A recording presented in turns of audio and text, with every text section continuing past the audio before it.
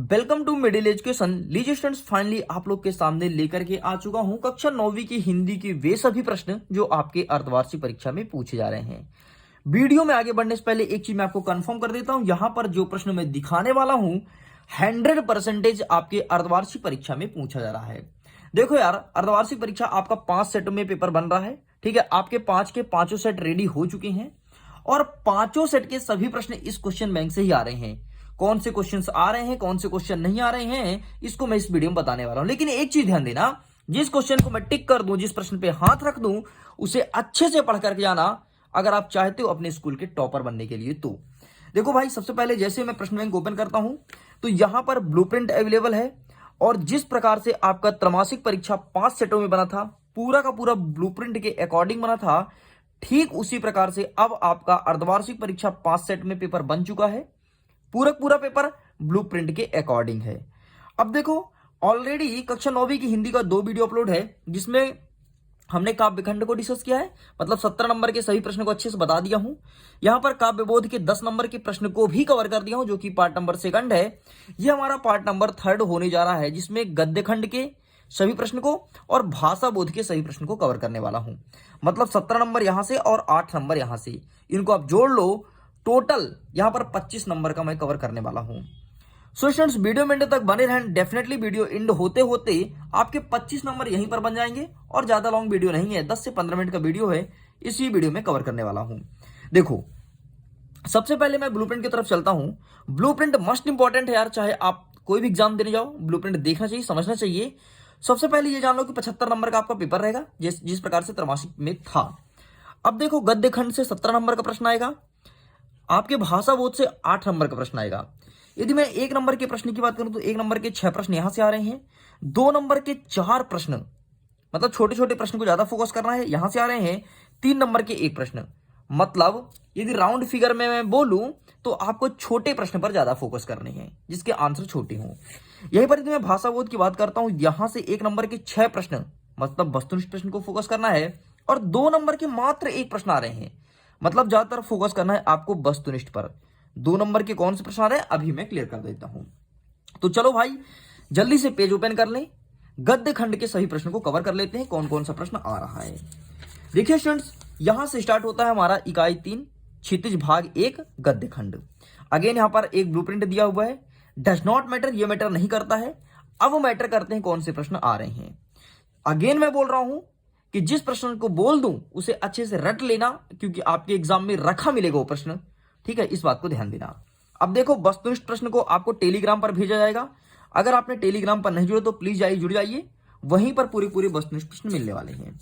अब मैं 2 नंबर की प्रश्न की बात करूं तो सबसे पहले यहां पर लघु उत्तरी स्टार्ट होता है, तो प्रश्न क्रमांक 1 छोड़ दो, कोई दिक्कत नहीं।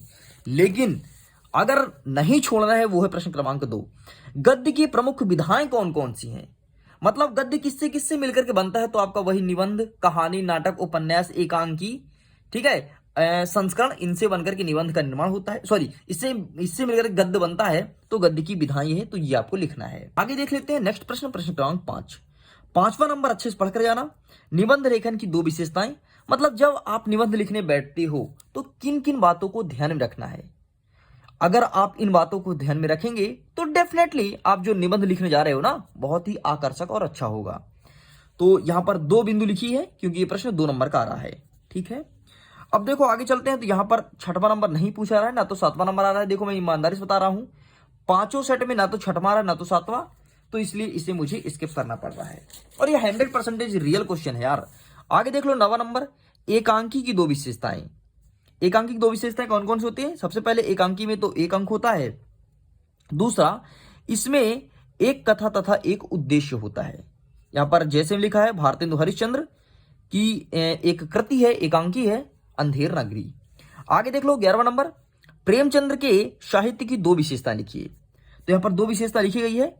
प्रेमचंद्र का साहित्य बहुत व्यापक है और उनका भाषा सरल और सजीव है। बस इस प्रकार से आपको 2 लिखना है, फिर 3 दिया गया है तो आपको 2 ही लिखना है।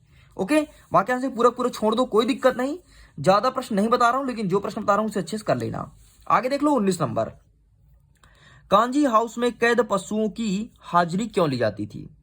तो इसका आंसर लिखना है, कांजी हाउस में एक प्रकार की पशु की जेल थी जहां पर आवारा पशु को बंदी बना करके रखा जाता था। उनका रिकॉर्ड रखा जाता था। इस रिकॉर्ड के आधार पर पशु के मालिकों के मिल जाने पर उन्हें जुर्माना लेकर ही छोड़ा जाता था। जिन पशुओं के मालिक नहीं मिल पाते थे उनकी नीलामी होती थी, इसलिए पशु की हाजिरी ली जाती थी। बस इतना सा लिखना है, वेरी सिंपल, आसान भाषा में। ठीक है, आगे देख लो यहीं पर 20वां नंबर, छोटी बच्ची को बैलों के प्रति प्रेम क्यों उमड़ाया। बस इसका आंसर लिखना है, यहां पर आंसर दिया गया है, बाकी यहां पर पूरा पूरा छोड़ दो। आगे देख लो प्रश्न क्रमांक 22, प्रेमचंद्र की कहानी की 2 विशेषताएं बतानी है। ठीक है, यहां पर कई सारी विशेषताएं लिखी है, तो आपको केवल 2 लिखना है, बाकी छोड़ दो, कोई प्रश्न नहीं आ रहा है। अब यहां से यदि आपको कवर करना है तो केवल 24 नंबर, तिब्बत के लोग क्या लेकर घूमते हैं। ठीक है, बस बाकी छोड़ दो, कोई प्रश्न नहीं आ रहा है। आगे देख लेता हूं, नेक्स्ट कोई क्वेश्चन बन रहा है क्या। हाँ, यहां से आपको 32 नंबर कवर करना है। सलीम अली पक्षी प्रेमी कैसे बने। वो जो सलीम अली वैज्ञानिक थे ना, जिन्हें वर्ल्ड मैन ऑफ इंडिया कहा जाता है, मतलब पक्षी वैज्ञानिक, पक्षियों के बारे में सबसे पहले यदि किसी बंदे ने काम करना स्टार्ट किया तो वो थे सलीम अली। इन्होंने ही पक्षियों के संरक्षण के लिए सबसे पहले हिंदुस्तान में कार्य किया था, इसलिए इन्हें बर्ड मैन ऑफ इंडिया कहा जाता है। बर्ड BIRD वाला, WORLD, वर्ल्ड नहीं, वर्ल्ड मतलब विश्व होता है, तो BIRD बर्ड, बर्ड मतलब पक्षी, इसके बारे में सलीम अली ने कार्य किया था। ठीक है, तो इसको यहां से उठाना है। अब देखो यहां से गद्यांश के संदर्भ, प्रसंग तथा व्याख्या पूछा गया है। तो पहला नंबर, चाहे आपको सेट A मिले, B मिले, C मिले, D मिले, पहला नंबर आ रहा है सभी सेटों में। आपको एक चीज मैं बता देता हूं, लगभग सभी सेटों में 80% क्वेश्चन सेम रहते हैं यार। 20% प्रश्न जो होते हैं ना वो दाएं बाएं कर देते हैं, बाकी 80% सेम, इसलिए प्लीज इसे अच्छे से कर लेना। आगे देख लो, सेकंड नंबर यहां पर विलासिता संबंधित पूछा गया है, तो प्लीज आप इसका भी स्क्रीनशॉट ले लो, विलासिता को अच्छे से कर लेना, क्योंकि आपका पेपर तो 5 सेट में बन रहा है, तो कुछ सेटों में जानवर, ये वाला आ रहा है जानवरों संबंधित, और कुछ सेटों में विलासिता संबंधित। बाकी यहाँ पर देख लो जितने भी हैं कोई भी नहीं पूछा जा रहा है, इसलिए मैं यहाँ पर टिक नहीं कराने वाला हूं। आगे देख लो भाई, 7वां नंबर, मेरी सृष्टि इस जूते पर अटक गई है, इसको अच्छे से कर लेना। एक चीज ध्यान देना स्टूडेंट्स, अगर जिसको भी अभी यकीन नहीं हो रहा ना, छोड़ के चले जाओ, कोई दिक्कत नहीं, आप वीडियो कहीं पर कट कर दो, छोड़ दो, लेकिन जब एग्जाम देकर के आओगे ना, तब जाकर के इस वीडियो को साइड में रखना, और साइड में रखना अपना क्वेश्चन पेपर, फिर मिलाना क्या वाकई मिडिल एजुकेशन जो बताया था वो वहां से प्रश्न आया या फिर नहीं आया। ठीक है, तो 7वां नंबर कवर कर लो, बाकी पूरा पूरा छोड़ दो, स्किप कर दो, कोई दिक्कत नहीं भाई। अब देखो यहां से स्टार्ट होता है हमारा इकाई 4 भाषा बोध। भाषा बोध से केवल 8 नंबर का प्रश्न आ रहा है, 1 नंबर के 6 प्रश्न, ये आपको कहां मिलेगा मैंने आपको पहले ही बता दिया है, 2 नंबर के 1 प्रश्न। लेकिन अब 2 नंबर का 1 प्रश्न आ रहा है, उसे छोड़ना नहीं है, 1 नंबर का प्रश्न भी मैं बता दूंगा, लेकिन 1 नंबर के प्रश्न यहां पर ना बताने का रीजन ये है कि मुझे बोला गया कि अभी से वस्तुनिष्ठ क्वेश्चन रिवील नहीं करना है, केवल आपको 2 नंबर, 3 नंबर, 4 नंबर के क्वेश्चन बताने हैं, तो इसलिए मैं आपको वो चीज बता रहा हूं। आपको पता है मैं चाहूं तो यहां पर क्वेश्चन पेपर रख करके दिखा सकता हूं, लेकिन मसला हो जाएगा ना यार, 5 सेट का पेपर दिखाना, मतलब समझ रहे हो ना, फिर यूट्यूब में कॉपी, कई सारे वीडियो, और कई सारे अधिकारियों के पास वो वीडियो पहुंच जाएगा, इसलिए मुझे क्वेश्चन बैंक के थ्रू आपको क्वेश्चन बताना पड़ता है। ठीक, तो देख लो भाई भाषा बोध से कौन से प्रश्न आ रहे हैं, यहां पर आप उसको टिक कर लो। सबसे पहले निपात शब्द क्या है, ठीक है। दूसरा आ रहा है संधि की परिभाषा, उसके प्रकार बताइए। तीसरा आ रहा है मुहावरे और लोकोक्तियों में अंतर। ये 4 क्रमशः है, सॉरी ये 3 क्रमशः है और लाइन से है, तो प्लीज आप इसका स्क्रीनशॉट ले लो और इन तीनों को अच्छे से पढ़ के जाना। मैं आपको ये नहीं बताने वाला कौन सेट आ रहा है या फिर कौन सेट में क्वेश्चन आ रहा है, वैसे आपको खुद नहीं पता होगा यार कि अब आपको कौन सेट मिलेगा। इस धोखे मत रहना कि त्रैमासिक परीक्षा मुझे सेट नंबर ए मिला था तो अर्धवार्षिक में सेट नंबर ए ही मिलेगा, ऐसा नहीं होगा, सेट बी सी डी कुछ भी हो सकता है। ठीक है, चलो तो यहां से कोई प्रश्न नहीं आ रहे हैं। एक अंतिम प्रश्न देख लो, संधि और समास में अंतर। इस प्रकार से पूरा का पूरा हमारा आपका इकाई नंबर 4 भी कंप्लीट होता है। स्टूडेंट्स अभी काफी समय है तो हम देख लेते हैं इकाई नंबर 5 और इसमें कवर कर लेते हैं कृतिका भाग 1 के वे सभी क्वेश्चंस। देखो लगभग इसके भी क्वेश्चन टिक करवा दिए गए हैं, ठीक है, बस उनको मैं बताने वाला हूं, लेकिन उसके पहले इसका एक नजर ब्लूप्रिंट देख लो। टोटल यहां से भी 8 नंबर का पूछा जाएगा, वही 1 नंबर के 6 प्रश्न और 2 नंबर के 1 प्रश्न, मतलब शॉर्ट है, ज्यादा लॉन्ग नहीं है। तो कौन से प्रश्न है ये देख लो भाई। लघु उत्तरीय 2 नंबर के प्रश्न में। तीसरा नंबर, बाढ़ पीड़ितों की मदद हेतु हर नाव पर क्या क्या होना आवश्यक है, ये पूछा जा रहा है। ठीक है, तो प्लीज आप इसका स्क्रीनशॉट ले लो, आंसर रट लेना। यदि आंसर आपको अच्छे से समझना होगा तो कमेंट सेक्शन में लिख देना, मैं आपको एक एक चीज बहुत अच्छे से समझा दूंगा। ओके, यहां पर देख लो स्टूडेंट, 7वां नंबर, मृदुला गर्ग अपनी नानी से क्यों प्रभावित थी। ठीक, ये पूरा यहाँ पे लिखा गया है, तो प्लीज आप इसका भी स्क्रीनशॉट ले लीजिए। देखिए स्टूडेंट्स, अभी वीडियो में बहुत ही कम लाइक दिख रहे हैं और शेयर तो बिल्कुल भी नहीं कर रहे हो, गलत बात है यार।